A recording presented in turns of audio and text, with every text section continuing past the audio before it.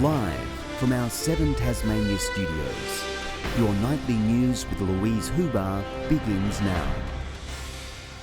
Good evening. First tonight, understaffed and overworked Tasmanian nurses walked off the job today, saying their concerns are being ignored and their lives put at risk.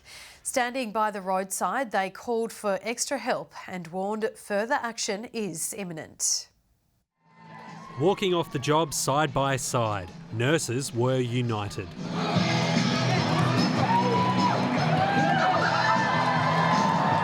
Protesting unsafe staffing and workloads. What do we want? Safe staffing! When do we want it? Now! Nurses shouldn't have to come to work and be forced to work 18-hour shifts because there aren't enough nurses here to safely staff our wards. This strike action today demonstrates how desperate, exhausted nurses and health workers are at the crisis in our health system. Teachers and public sector workers stood alongside hundreds of nurses, showing their support. Across the road, so did some old colleagues sidelined by vaccine mandates. Look, I understand voices need to be heard, but I do not need strike action to hear the voice of nurses. We've been in the Industrial Commission for over 6 months on these very issues with no tangible outcomes. The state government had offered to open bargaining negotiations early. However, it's refusing to budge on pay rises this year, and the union says obligations of the current agreement aren't being met. Ensuring our members aren't working onerous amounts of double shifts and overtime, that is already an entitlement in the existing agreement. It's really tough, and I respect that. I admire the work they do, and I acknowledge that these are very trying circumstances in our hospital environment at the moment. We're sick and tired of listening to patronising, offensive declarations of appreciation when they mean nothing. This is the first of 5 planned strikes at hospitals around the state. The union says those will go ahead unless the state government meets its demands. They want staffing minimums, more non-nursing and nursing clinical support and fair remuneration. If not, then our members have resolved here at the Royal Hobart Hospital to escalate their strike action, and that might mean striking for longer than 15 minutes. Josh Duggan, 7 Tasmania News. And overnight, a Queensland toddler was among the 83 lives lost in Australia, with the Tasmanian death toll continuing to climb. 4 more Tasmanians losing their life to the virus overnight. 1,313 new infections were recorded.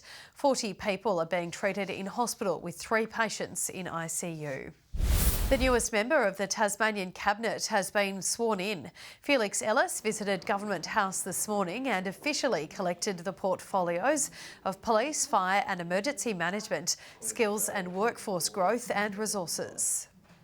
This is a huge day for our family and the opportunity to serve. It's probably also a good reminder that as much of a big day at work as you think it is, your kids are always going to think that you're boring. I think young William slept through the whole thing, so that is what it is. Roger Yanch and Joe Palmer were also sworn into their new roles, vacated by Jackie Protusma. Tasmania is leading the global race to producing green hydrogen, according to the state government. The findings of 3 feasibility studies were released today into potential hydrogen projects at Bell Bay and Port Latter. The government says the reports demonstrate that the use and production of green hydrogen in the state is technically feasible. It's also committed to prioritising green energy to Tasmanian customers before exporting overseas. The Aboriginal Land Council of Tasmania has launched its own campaign to tackle stagnating land talks. The organisation is now classified as a charity, and they're calling for donations, either of private land or funds to help purchase properties. You can't have an Aboriginal people walking around the streets of Tasmania without having some or most of the land back that was taken from us. In 2019, the organisation was gifted a large parcel of land on the east coast by the Tenniswood family. A Tasmanian man awaiting a life-saving kidney transplant has detailed how he continues to live in hope. David Wilson is sharing his story as part of a national campaign which aims to encourage more people to consider organ donation. Facing the harrowing reality of living with a life-threatening disease. The way I deal with it mentally is I park that to the side. I think to myself, okay, that'll be the cream on the cake. David Wilson is among more than 1,000 Australians on the organ transplant waiting list. Daily trips for kidney dialysis vital for the 70-year-old. It hovered around 20% function left for quite a long time. We were still able to travel, still able to do a lot of things there, but it finally got down to under 10%, got down to 8%. Christmas before last. It takes 60 seconds to become a donor, and as part of Donate Life Week, Tasmanians are being urged to register. Having an organ just transforms their lives. Really, in a matter of a few days, they go from being very unwell to being very normal. Jane Freeman knows its importance. My father actually died from polycystic kidneys. I've lost a sister to it and also 2 aunties. In 2009, she helped save her sister's life by giving up one of her own kidneys. I love my sister so much. There's nothing more important than family, and just to know that I did that for her, and she's had 13 years of life since then with her children and her grandchildren. More than 50% of people aged 16 and over are currently on the organ donor register in Tasmania. That's well above the national average, making the state the second highest for participation.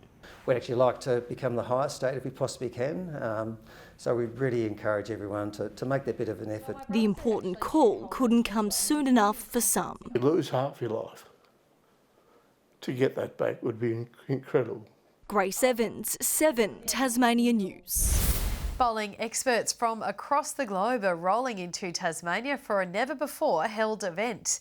The Devil's Lair competition sparking 3 days of friendly rivalry as the athletes strive to take down one of the world's best. This amateur bowling alley is set to morph into a world-class tournament.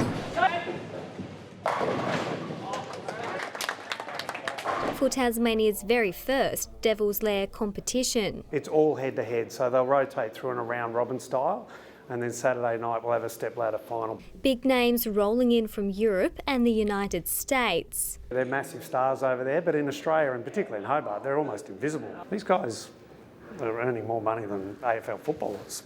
As they battle it out against Australia's Jason Belmonte, ranked #1 tour player by the Professional Bowlers Association. In my eyes, it's probably the best ever in bowling history, so being able to bowl against him, maybe beat him, I'm going to tell everyone to beat him one day, you know. The more pressure, the better. I prefer it. I almost feel like it forces you to make a better shot. A local athlete in the lineup. I've bowled around the world and I've been reasonably successful, but to play against the best players in the world right now on home soil it's something that I'll remember forever. The state government injecting $395,000 into the competition as part of a 3-year deal, hoping to see bowling gain national recognition as a real sport. We sometimes bowl for 6 or 8 hours a day, lugging around a 15-16 pound bowling ball. Tickets are still on sale. Brianna Boylan, 7 Tasmania News. Tasmania has the country's equal highest proportion of female apprentices in the building sector, according to new data. Our lady tradies make up 8.9% of those training for the industry, well above the national average of 7.1%. Carpenter and joiner apprentice Rebecca Vandenberg says seeing women on building sites will encourage more to join. My dream was I just wanted to make spaces that made people happy. There are well-paid, rewarding careers for anybody who's willing to, put in the hard work.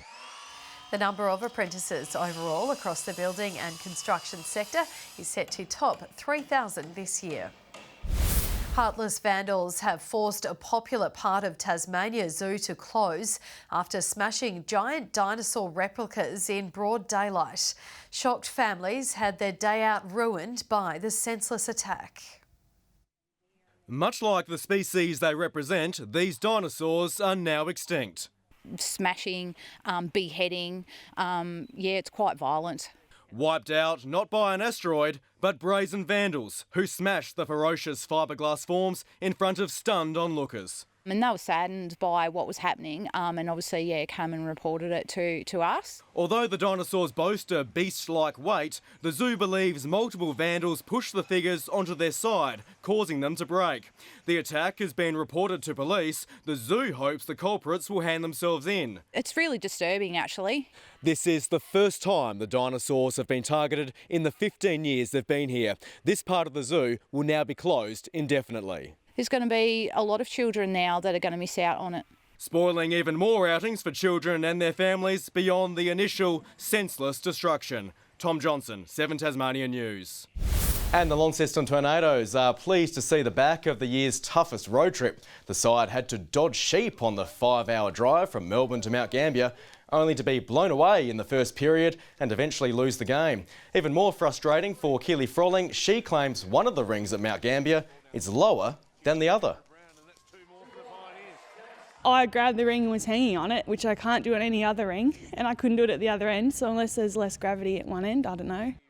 They're back at Elphin for a double header with the Northwest Thunder on Saturday night against Waverley, where Scott Roth is rumoured to be in attendance. Arduous road trips are also a concern for the Hobart Chargers. I think we've had 3 road trips plus put in the double header at home. Our workload in the second half of the season has been probably unfair, to be honest. The Chargers say they're growing in confidence after recording their 3rd win in 4 games against Geelong. And hopefully that's the end of all the road trips of the year, Louise.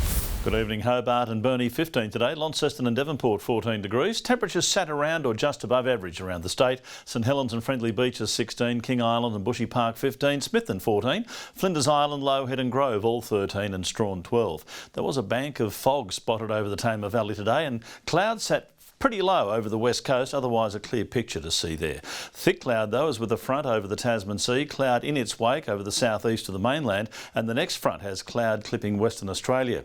Tomorrow a front quickly dashes over Tasmania, followed by the inevitable southwesterly airstream. The other front moves over the Bight. Winds west-southwesterly at 20 to 30 knots, tending more southerly in the evening with swells to 4 metres. Strong wind warning is there from Stanley around to the tip of Flinders Island and also from Wineglass Bay to Sandy Cape. A minor flood warning for the South Esk, a bushwalkers weather alert for the Western and Central Plateau districts, snow to low levels from tomorrow night. Hobart tomorrow, a top of 12. A sunny morning but showers developing. 12 also for Cygnet and New Norfolk with showers on the way later. Launceston partly cloudy and 13. 13 the top for Devonport. Campbelltown 3 overnight, 11 the high tomorrow. Top of 12 for Burnie and partly cloudy. A shower though for Strawn, 11. Smithton a shower and a high of 13 degrees. And for St Helens, partly cloudy, 13, same for Swansea, Fingal, a top of 11 degrees. To Friday, more snow but rising to 800 metres, possible showers in the west and far south. Areas of morning frost on Saturday, followed by a fine partly cloudy day. And on Sunday, a few showers over the north and northwest, partly cloudy over the southeast. Showers developing in Perth, a cool showery day for Adelaide and Melbourne. Sunny weather for Sydney tomorrow, along with Brisbane, 31 for Darwin and Broome. It's 12 in Hobart at the moment, a bit of shower activity about, 11 in Launceston and 12 in Devonport. Well done, Lou, getting through tonight, by the way, too, with a little sniffle and the lurgy that you're carrying with you. I think I counted you using around 42 different tissues tonight, so I hope you feel better tomorrow. Well, it's certainly not COVID. It's allergies, actually. Thanks for that, Murph. And that's all your news for now. We'll be back later on with updates. Thanks for joining us. Have a lovely evening. Good night.